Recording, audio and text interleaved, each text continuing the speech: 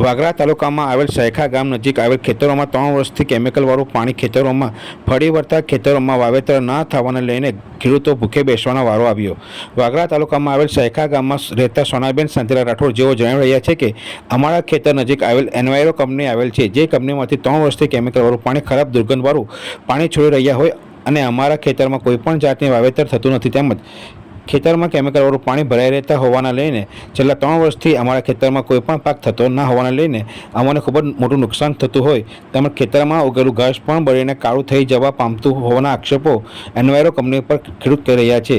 તેમના ખેતરોથી દૂર આવેલ બીજા ખેડૂતો દિનેશ ચંદુભાઈ રાઠોડ, સીતાબેન રાઠોડ, રાજુભાઈ રાઠોડ બીજા અનેક ખેડૂતોના ખેતરોમાં પણ કેમિકલવાળું પાણી કેટલીક કંપનીઓવાળા છોડવાના લઈને ખેતરોમાં લીલું ઘાસ બળીને કાળું પડી જવા પામેલ છે, તેમજ ખેતરોમાં ખેડૂત પગ મૂકતા જ પગમાં પણ બળતરા થવા માંડે છે। આ ખેતરોમાં છેલ્લા કેટલાય વર્ષોથી ખેતરોમાં વાવેતર નાશ થવાને લઈને કોઈપણ જાતનો પાક ઉગે તે પહેલાં જ બળીને કાળો થઈ જવા પામતો હોય છે। હાલમાં ખેડૂતોને પોતાના ખેતરો હોવા છતાં ખેતરોમાં કેમિકલવાળું પાણી છોડવાને લઈને વાવણી ન થવાને લઈને નિશાસો નાખીને ભૂખ્યા બેસી રહેવાનો વારો આવ્યો હોવાનું જણાવી રહ્યા છે, તેમજ ખૂબ જ મોટું નુકસાન ખેતરોમાં થઈ જવા પામ્યું છે।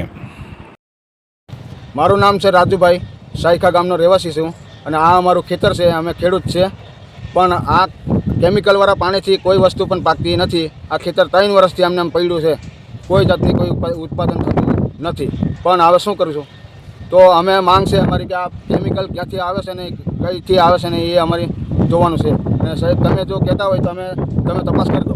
તમે પાણીમાં પડ્યા તો તમને કંઈક પગમાં બળતરા મારા પાણીમાં પડ્યો તો અત્યારે મારા પાણીમાં એવા કે એસિડ જેવું પાણી એમાં પગ બરસે કે એવું સમજી લો કે મરચું નાખેલું છે પાણીમાં, એટલા પગ મારા હરગી જાય એવા બરે। આ રીતે મારા પગે છે, સમજી લો। ગામ સૈખા તાલુકા વાગરા, ભરૂચ જિલ્લો। મારું નામ છે દિનેશભાઈ ચંદુભાઈ રાઠોડ। આ કાળું કેમિકલનું પાણી અમારા ખેતરમાં ઘૂસી મારી છે પાણી, ને બહુ ગંદુ ચાલે એટલે કાળા પગના બળતરા થાય છે, ચાલે કાળા એટલું પાણી ગંદુ ખરાબ છે। તમારે આની અંદર કોઈ વસ્તુ પકાવી હોય તો કોઈ વસ્તુ પાકે કોઈ પાક થયો નથી, જમીન આજની તારીખે ખલાસ જ થઈ જાય છે। તમે જ્યારે અંદર પાણીમાં ઉતરો તો તમને કંઈક તકલીફ થાય છે, પગમાં કંઈ ખબર પડે?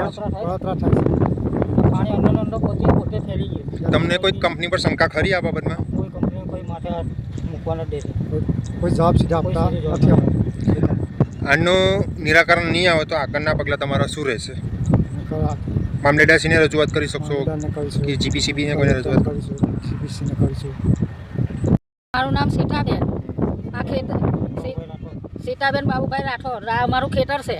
હવે ખેતર મેં 3 વર્ષથી કેમિકલનું પાણી આવે છે, એની અંદર 3 વર્ષથી કંઈ જ પાકતું નથી, એકલું જમીન જ બળી ગયેલી છે। હવે આનું અમારા છે કંઈ ને કંઈ બી વળતર જોવે એટલે જોવે જ, તમે જઈ કહે ને ત્યાં અમે જવા તૈયાર છે।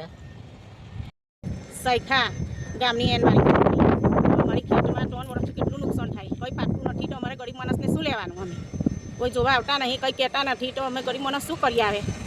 એટલે અમે જોન કરી।